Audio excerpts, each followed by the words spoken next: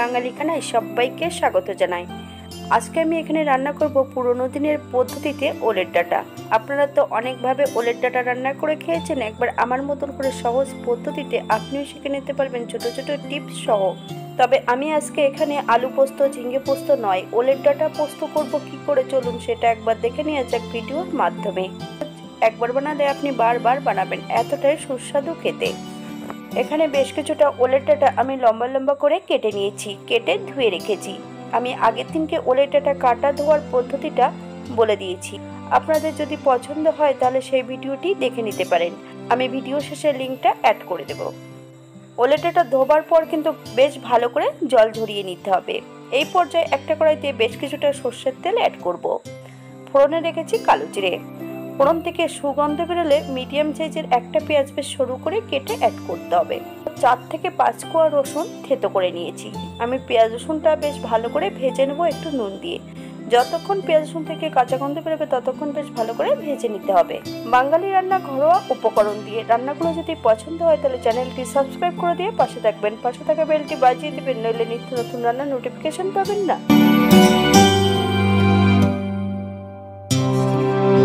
তবে পেঁয়াজ রসুন যদি খুব বেশি ভেজে নেওয়া হয় তাহলে রান্নার সময় পেঁয়াজগুলো সেদ্ধ হবে না। এই পর্যায়ে বেশ কিছুটা বাটা মশলা অ্যাড করব। আদা, জিরে, ধনে, শুকনো লঙ্কা একসঙ্গে বেটে রেখেছি। 4-5টা কাঁচা লঙ্কা দুফালি করে অ্যাড করব। পরিমাণ মতন হলুদ গুঁড়ো আর স্বাদ মতন নুন অ্যাড করতে হবে।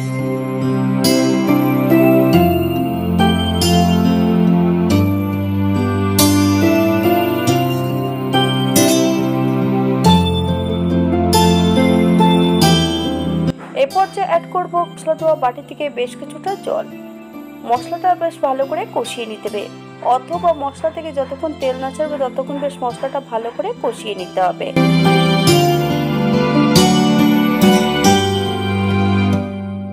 মশলা থেকে তেল ছেড়ে দিয়েছে। এই পর্যায়ে সম্পূর্ণ কেটে রাখা ওলের ডাঁটাগুলো অ্যাড করতে হবে।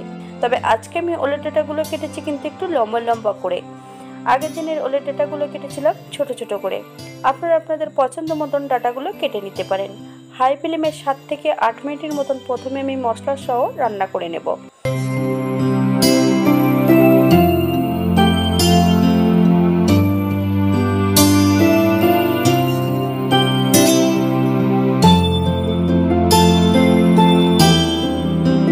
মিনিট পর এই পর্যায়ে 7 থেকে 8 মিনিটের জন্য মিডিয়াম আঁচে ঢাকা দিয়ে রান্না করে নিতে হবে। তবে শুধু ঢাকা দিয়ে দিলেই হবে না, ঢাকা খুলে কিন্তু মাঝে মাঝে একটু নেড়ে দিতে হবে, নইলে কড়াই নিচটাতে লেগে যেতে পারে। এই পর্যায়ে অ্যাড করব সামান্য একটু নুন। আপনারা স্বাদ অনুসারে নুনটা অ্যাড করবেন।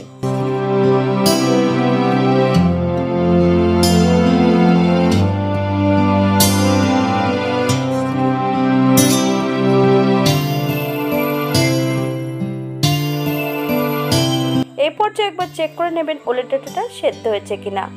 এই পর্যায়ে অ্যাড করব 1 চামচ চিনি। আপনারা যদি পছন্দ করেন তাহলে চিনি পরিমাণটা বাড়িয়ে দিতে পারেন। 4 থেকে 5 মিনিটের মতন মিডিয়াম আঁচে রান্না করে নিতে হবে, যাতে চিনির কাঁচা গন্ধটা না থাকে।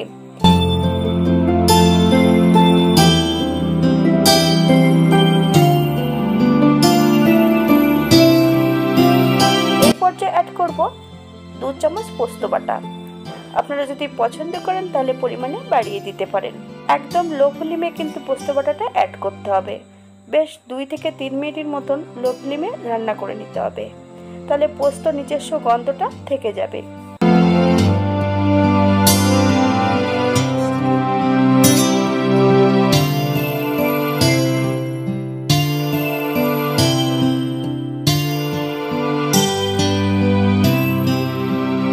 এই পর্যায়ে অ্যাড করব 1 চামচ কাঁচা সর্ষের তেল। আপনারা যদি পছন্দ করেন তাহলে পরিমাণে বাড়িয়ে দিতে পারেন। গ্যাসের ফ্লেমটা অফ করে দিতে হবে। 5 মিনিটের জন্য স্ট্যান্ডিং টাইম দেব, তারপর সার্ভ করব।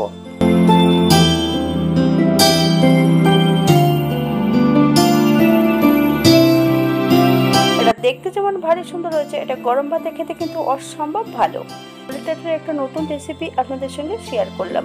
আপনারা যদি পেঁয়াজ রসুন পছন্দ না করেন তাহলে অ্যাড করবেন না, শুধু আদা, জিরে, ধনে এবং পোস্ত বাটা দিয়েও এটা রান্না করা যাবে, সেটা খেতেও কিন্তু খুব সুস্বাদু হবে।